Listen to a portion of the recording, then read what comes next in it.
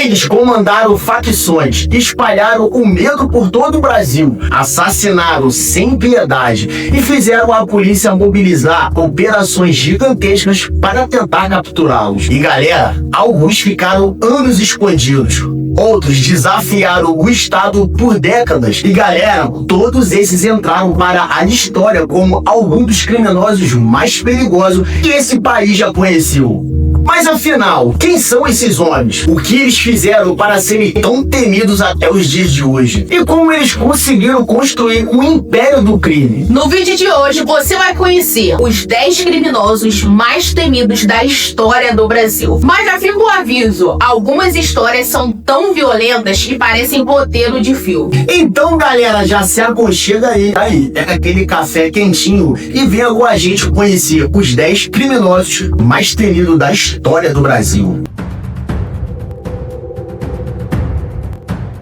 Abrindo nossa lista, tem um criminoso que fez São Paulo viver dias de terror, galera. E o nome dele era João Acácio Pereira da Costa, mais conhecido como Bandido da Luz Vermelha. E esse apelido, gente, não surgiu por acaso. Durante os assaltos, ele usava uma lanterna com uma lente vermelha para iluminar os ambientes sem chamar tanta atenção. E foi daí que nasceu um nome que ficou marcado para sempre. Na década de 60, João Acácio invadia principalmente casas de bairros nobres de São Paulo. As vítimas eram rendidas enquanto dormiam e ele fugia levando dinheiro, joias e tudo que encontrava de valor. E galera, o mais curioso é que durante muito tempo a polícia acreditava que existia vários criminosos fazendo esses roubos, mas na verdade era praticamente sempre o mesmo homem. Depois de uma longa investigação, João Acácio foi preso em Curitiba em 1967 e ao longo dos julgamentos recebeu condenações por homicídios, tentativa de homicídio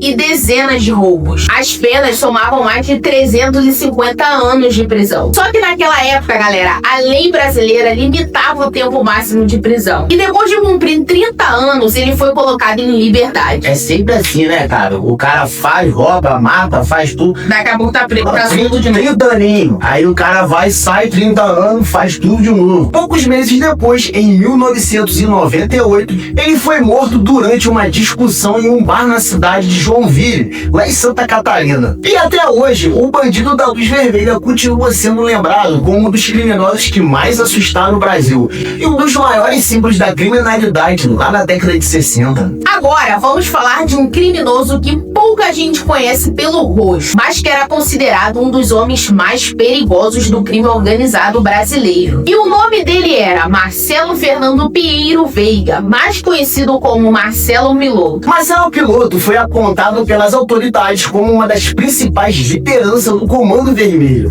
Durante anos, ele comandou o tráfico de drogas e o comércio ilegal de armas, principalmente na fronteira entre o Brasil e o Paraguai. E foi justamente essa região de fronteira que virou o esconderijo dele por muitos anos. E mesmo sendo procurado pela polícia brasileira, ele conseguiu continuar comandando seus negócios de outro lado da fronteira. Em 2017, a polícia conseguiu localizá-lo e prenderam no Paraguai. O Brasil pediu sua extradição para que ele respondesse pelos processos na justiça brasileira. Só que antes da extradição acontecer, uma reviravolta chamou a atenção da imprensa. E em novembro de 2018, dentro da prisão paraguaia, Marcelo Piloto assassinou uma jovem de 18 anos durante uma visita íntima. E segundo as autoridades paraguaias, o crime tinha sido cometido para impedir que ele continuasse preso no Paraguai e acelerar a sua transferência para o Brasil. Depois desse caso, pessoal, ele acabou sendo expulso do Paraguai e entregue às autoridades brasileiras. Pois acabou acontecendo o que ele queria, né, cara? O cara... Hoje, Marcelo Piloto cumpre pena no sistema penitenciário federal, considerado um dos mais rigorosos do país. Seu nome continua sendo lembrado como um dos maiores líderes do crime organizado ligados ao Comando Vermelho. E isso, gente, mostra como um criminoso pode continuar causando impacto muito além além das fronteiras do Brasil. Muito antes de existirem as grandes facções criminosas, o Brasil já tinha um homem que aterrorizava São Paulo. E o nome dele era José Augusto do Amaral, mais conhecido como o Preto Amaral. Estamos falando de um dos primeiros assassinos em série com grande repercussão no Brasil. Os crimes aconteceram na década de 1920 e chocaram completamente a população. Segundo as investigações da época, Preto Amaral atraía meninos com falsas promessas de trabalho ou comida.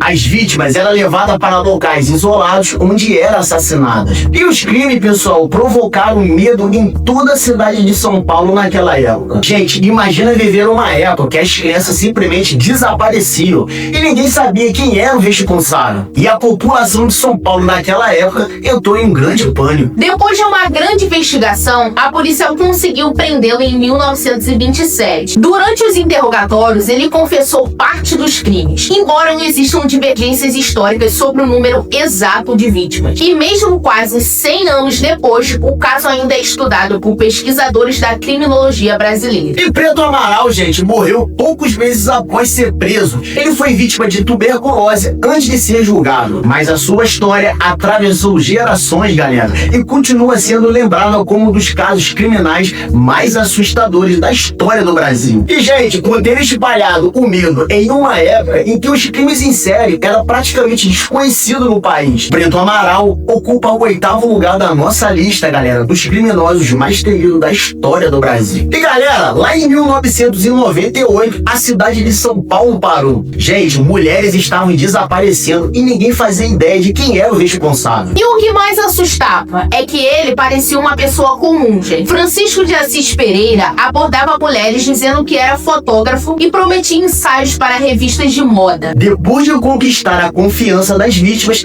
ele as levava para uma área de mata, lá no Parque do Estado da Zona Sul de São Paulo. Chegando lá, galera, essas mulheres eram atacadas. As investigações concluíram que ele assassinou diversas mulheres, tornando-se um dos serial killers mais conhecidos da história do Brasil. E, galera, não sei se você lembra aí, mas naquela época, gente, o país inteiro acompanhava todo o caso pela televisão. Todos queriam saber quem era esse homem que aterrorizava o estado de São Paulo. E após semanas de investigação, a polícia conseguiu identificá-lo. Francisco ficou foragido por alguns dias, mas acabou preso no Rio Grande do Sul em agosto de 1998. E o caso ganhou uma repercussão internacional. Condenado a centenas de anos de prisão, Francisco de Assis Pereira permanece preso. E até hoje, quando alguém fala do maníaco do parque, o Brasil imediatamente lembra de um dos casos criminais que mais assustou a cidade de São Paulo. Agora, nós vamos falar de um criminoso que parece ter saído de um filme, mas essa história é real, gente. O nome dele era Pedro Rodrigues Filho. O Brasil inteiro passou a conhecê-lo como Pedrinho Matador. E, gente, segundo a justiça, Pedrinho foi condenado por dezenas de homicídios. E ele próprio dizia ter cometido mais de 100 assassinatos, mas esse número nunca foi oficialmente comprovado pela justiça. O que se sabe é que boa parte dos crimes aconteceu dentro dos presídios. Isso mesmo, galera, mesmo preso, ele continuou matando. Ele disse que chegou a assassinar outros detentos, galera, e segundo ele,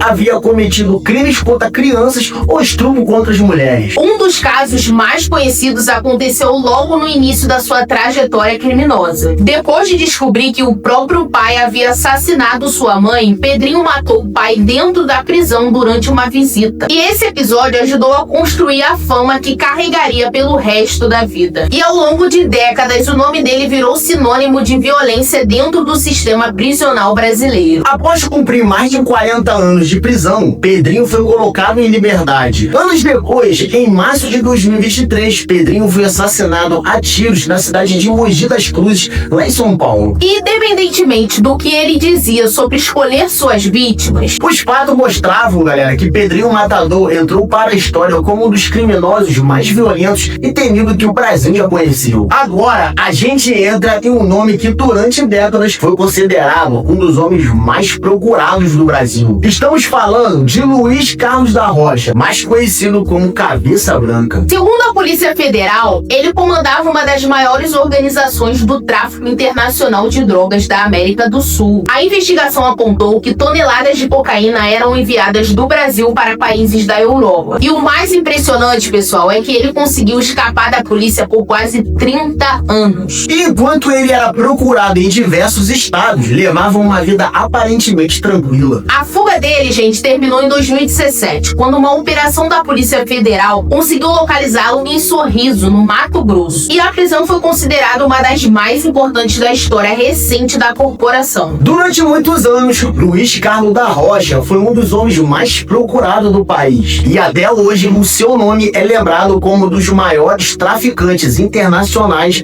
da história do Brasil. Por conseguir escapar das autoridades durante décadas e comandar organizações criminosas de alcance internacional, Cabeça Branca ocupa o 4º lugar da nossa lista dos criminosos mais procurados do Brasil. Chegamos ao top 3. E agora começa a lista dos nomes que praticamente todo brasileiro conhece. Estamos falando de Luiz Fernando da Costa, o Fernandinho Beiramar. Nascido em Duque de Caxias, no Rio de Janeiro, Beiramar começou cometendo pequenos crimes, mas com o passar dos anos se tornou um dos maiores traficantes de drogas da América do Sul. Seu nome, galera, passou a ser ligado ao Comando Vermelho e o tráfico internacional de cocaína. E galera, se liga só, naquela época o nome Fernandinho Beiramar aparecia praticamente todos os dias nos jornais e ele era considerado um dos criminosos mais procurados do Brasil. E segundo as investigações, ele mantinha uma rede internacional do tráfico e utilizava países vizinhos para negociar drogas e armamento. Sua influência ultrapassava as fronteiras brasileiras. E a caçada, galera, durou anos. Até que em 2001 ele foi capturado na Colômbia em uma operação conjunta entre autoridades colombianas e brasileiras. Logo depois foi extraditado para o Brasil. E desde então, Beiramar cumpre pena no sistema penitenciário federal. Por causa da sua influência, passou por diferentes presídios federais de segurança máxima. Mesmo preso, o nome Fernandinho Beiramar continua sendo um dos mais conhecidos da história do crime organizado brasileiro. E sem dúvida,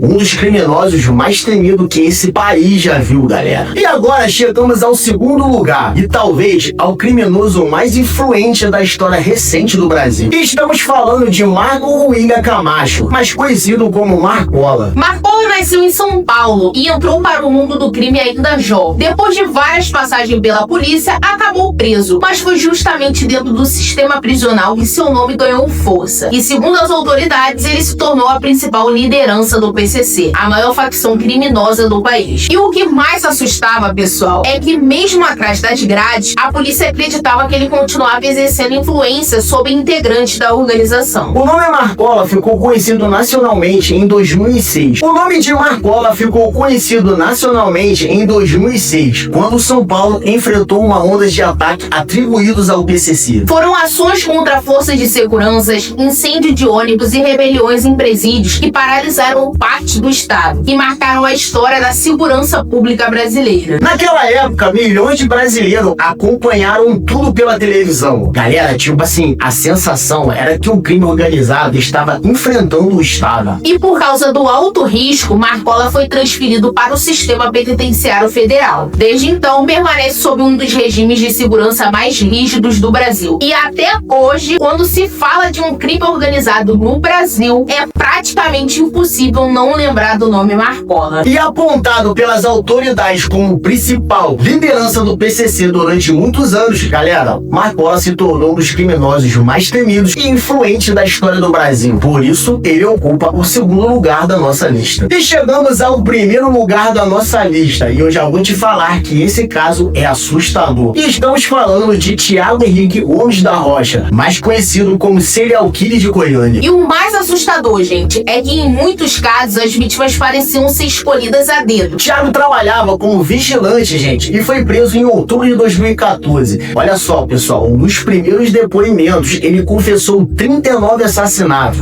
mas mais tarde reduziu esse número para 29 mortes. Agora pensa nisso, a polícia estava diante de um homem que descrevia várias vítimas por números, tipo assim, gente, vítima 1, vítima 2, vítima 3 e assim por diante. Olha a mente desse cara, gente. E vários crimes foram cometidos com extrema frieza. Em alguns casos, ele chegava de moto, abordava a vítima e logo atirava. Thiago foi levado a diversos julgamentos. Segundo o Tribunal da Justiça de Goiás, até dezembro de 2018, as penas impostas já somavam 684 anos e 10 meses, envolvendo condenações por 29 assassinatos, assalto e porte ilegal de arma de fogo. louco. E até hoje ele continua preso, galera. 10 anos depois da prisão, reportagens mostravam que Thiago permanecia isolado sobre ameaça de outros detentos. E pelo número de crimes, galera, pela frieza e pelo medo que ele espalhou em Goiânia, Thiago Henrique entrou para a história como um dos serial killers mais temidos do Brasil. E aí, galera, qual desses criminosos mais te impressionou? Tem algum caso que você acha que deveria estar na nossa lista? Conta pra gente aqui nos comentários que a gente quer saber a sua opinião. E se você gosta de vídeos como esse, cheios de curiosidade, histórias reais e casos que marcaram o Brasil e o mundo, já aproveita para se inscrever no canal, já deixar seu like e ativar o sininho, galera, porque isso ajuda muita gente aqui no nosso trabalho e o YouTube recomendar nossos vídeos para mais gente. Mas não vai embora agora não, hein? Aqui no canal tem vários outros vídeos que eu tenho certeza que você vai amar. É só clicar em algum deles e continuar essa maratona junto com a gente. E nós ficamos por aqui, gente. Muito obrigado pela sua audiência e nós se vê no próximo vídeo. Valeu!